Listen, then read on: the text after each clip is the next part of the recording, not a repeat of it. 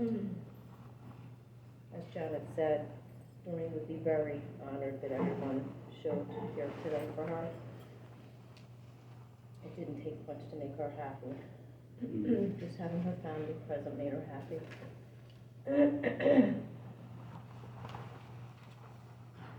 When Scott asked me if I would say something today, I felt quite honored. At that time, a couple of things passed immediately through me, and I felt that I would like to, that I would like to share at this time. But before I, Janet. But before I start, I have a question for each of you, which is in part from Doreen. Is seeing believing, or is believing seeing?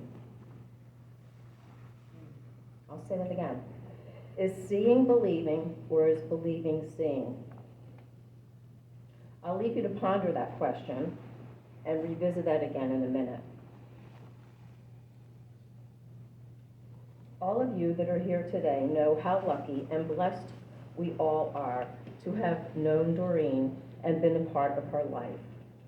She had so many lessons to bestow on us all by being the sweet, kind, thoughtful, caring, and compassionate person that she was without even trying. Those traits just came to her naturally. Doreen had a way of touching us all and everyone she met.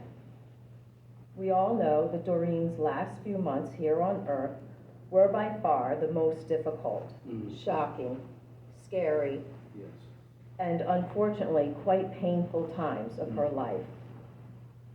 Even though this rocky path that she was led down started with thoughts of a rather routine procedure, she ended up on a ventilator in the ICU, moved to critical care units, endured multiple tests, procedures, surgeries, had tubes and mini drains surgically implanted.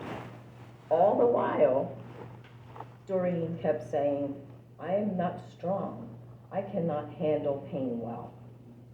Well, for those who got to see Doreen through this tough time, we can all say she did handle it all, mentally, emotionally, physically, with such grace the entire time.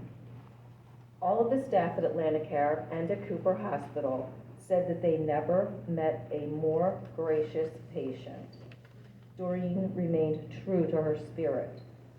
With her courteous, kind, and pleasant self in every situation that she encountered. She knew every staff member by name and took a genuine interest in getting to know each and every nurse, tech, doctor, even the transporters, taking her for yet another procedure. The healthcare workers were always amazed that she remained so pleasant in her situation and pain. During my last visit with Doreen at Cooper Hospital, the day before she passed, it was obvious that she had very little time left on this earth. And she had, as you can imagine, at this time the reality was kicking in. As I was leaving, one of the male nurses made it a point to come over to me and express how sorry he was to see the sudden change with Doreen. He said that he only worked with Doreen during one shift the week prior, and that she was such a special person. He said that there are so many wonderful patients that he has the opportunity to meet, but there are only a few that he will never forget. And Doreen was one that he will truly never forget. She was a very special person, and she obviously touched him. It is amazing that she was able to continue to have that effect on people and touch them even until the end. In addition to being one of the most gracious people with the ability to touch people, she also held on to her strong sense of faith. Yes.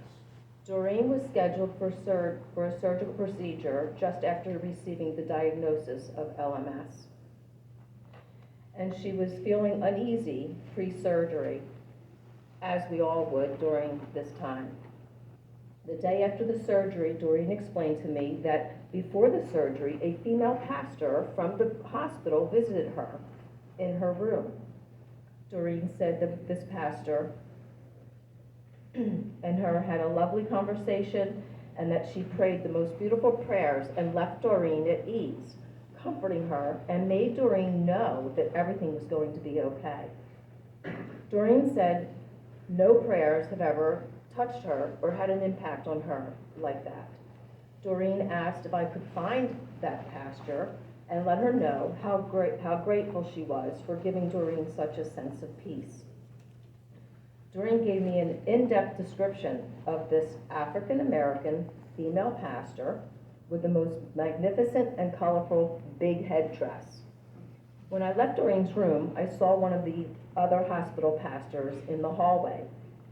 I explained the story and asked how I could find this pastor to deliver the message and request her to visit Doreen again.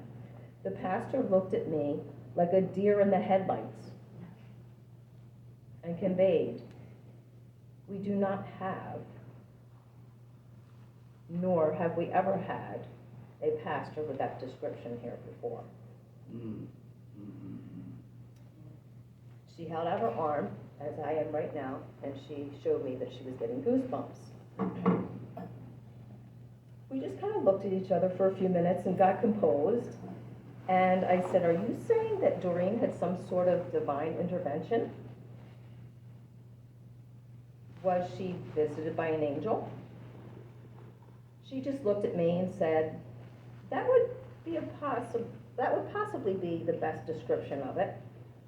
I immediately returned to Doreen and gently delivered the news by telling her that I could not deliver the message to the pastor, nor could I get the pastor to return to pray for her again.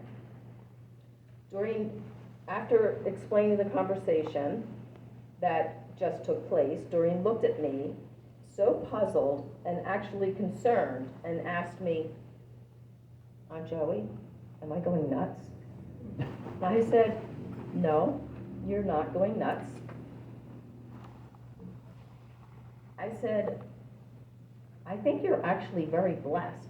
Most people do not always get their guiding angels on speed dial like you when they need it most, much less get to have such a detailed recollection of their visit." Doreen kept insisting, "I can remember it all so clearly. I can hear her voice and prayers. Her beautiful headdress is so vivid in my mind. It had to be real. Most of all, her prayers have given me such a sense of peacefulness." For that sense of peacefulness that Doreen was given through whatever means it was, we can all be eternally grateful, as she so needed it at that time.